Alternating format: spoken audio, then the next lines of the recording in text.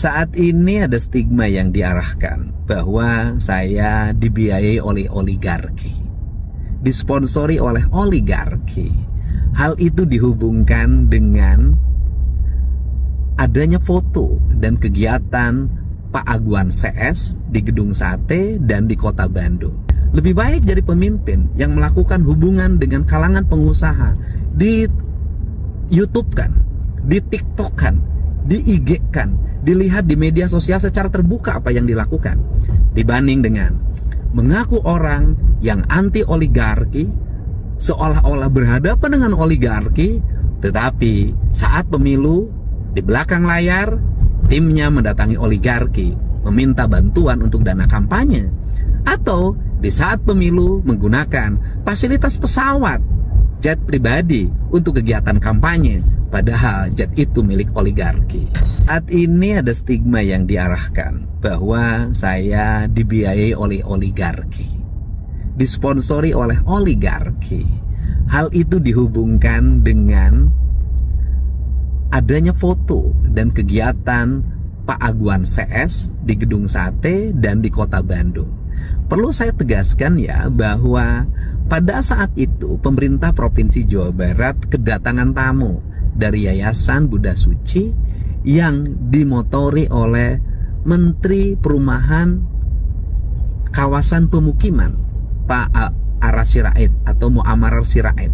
Tujuannya adalah memberikan bantuan kepada masyarakat Kota Bandung yang rumahnya kumuh. Ada 500 rumah yang dibangun. Dan saat itu kami menerima resmi bersama Wali Kota Bandung, Ketua DPRD Provinsi Jawa Barat, Sekretaris Daerah Provinsi Jawa Barat. Kemudian setelah itu saat saya berkunjung ke Takokak, Kabupaten Cianjur bersama Bupati, saya pada waktu itu meresmikan masjid, yang masjid itu dibangun oleh Yayasan Arta Graha. Dan di situ pasti pemiliknya adalah Pak Tommy Winata. Komitmen kami dengan Pak Tommy Winata adalah satu, bersedia membangun, mengembangkan daerah terisolir di wilayah Kabupaten Sukabumi, Kabupaten Cianjur, Garut dengan membangun batching plan, dan selama berpuluh-puluh tahun wilayah itu menjadi wilayah terisolir, dan kami akan melakukan secara bersama demi kebaikan. Yang kedua, menjaga Gunung Wayang dari berbagai bentuk intervensi perusakan, mengembangkan kembali habitatnya dan ekosistemnya. Kemudian yang ketiga adalah membangun kawasan-kawasan perkebunan yang hari ini berubah peruntukannya, dikembalikan ke teh, ke karet, yang pada akhirnya rakyat itu bisa menjadi tuan dengan mengelola perkebunan teh dan karet yang dibiayai oleh pemerintah provinsi, Yayasan Arta Graha, dan berbagai pihak yang memiliki kepedulian terhadap pengembalian ekosistem dan perkebunan di Jawa Barat. Perlu saya tegaskan, sebagai gubernur, saya terbuka berhubungan dengan siapapun. Sebagai gubernur, saya terbuka terhadap dunia usaha, selama dunia usahanya adalah dunia usaha yang legal, tidak merugikan masyarakat, membayar pajak dengan baik, kemudian melahirkan regulasi tumbuhnya lapangan kerja, dan dilakukan secara terbuka. Dalam pandangan saya, tidak mungkin pemerintah tidak berhubungan dengan dunia usaha. Selama berhubungannya dilakukan secara terbuka, kemudian bertujuan untuk kebaikan dan kemakmuran rakyat, tidak merugikan rakyat, tidak merusak lingkungan, tidak mencemari lingkungan, tidak merampas hak-hak negara dan hak rakyat, bagi saya tidak ada masalah. Lebih baik jadi pemimpin yang melakukan hubungan dengan kalangan pengusaha, di YouTube-kan, di TikTok-kan, di IG-kan, dilihat di media sosial secara terbuka apa yang dilakukan, dibanding dengan mengaku orang yang anti oligarki, seolah-olah berhadapan dengan oligarki, tetapi saat pemilu di belakang layar timnya mendatangi oligarki meminta bantuan untuk dana kampanye, atau di saat pemilu menggunakan fasilitas pesawat, jet pribadi untuk kegiatan kampanye, padahal jet itu milik oligarki. Hidup lebih baik apa adanya dibanding dengan penuh kepura-puraan. Pemerintah perlu dunia usaha, dan pemerintah harus bekerja sama dengan dunia usaha untuk kebaikan. Yang tidak boleh itu adalah melakukan tindakan-tindakan kotor yang bertentangan dengan kepentingan rakyat, kemudian merugikan rakyat, kong kali kong dalam pengelolaan pajak, Itulah yang dilarang oleh negara. Mari kita bangun negeri ini dengan baik. Negara dan pengusaha serta rakyat adalah satu kesatuan yang harus saling mendukung demi kemajuan pemerintah dan Jawa Barat Istimewa.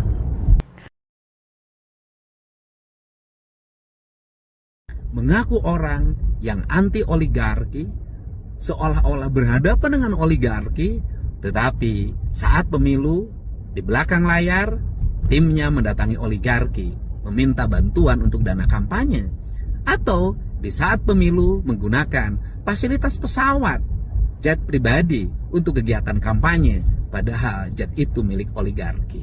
Hidup lebih baik apa adanya dibanding dengan penuh kepura-puraan. Saat ini ada stigma yang diarahkan bahwa saya dibiayai oleh oligarki, disponsori oleh oligarki.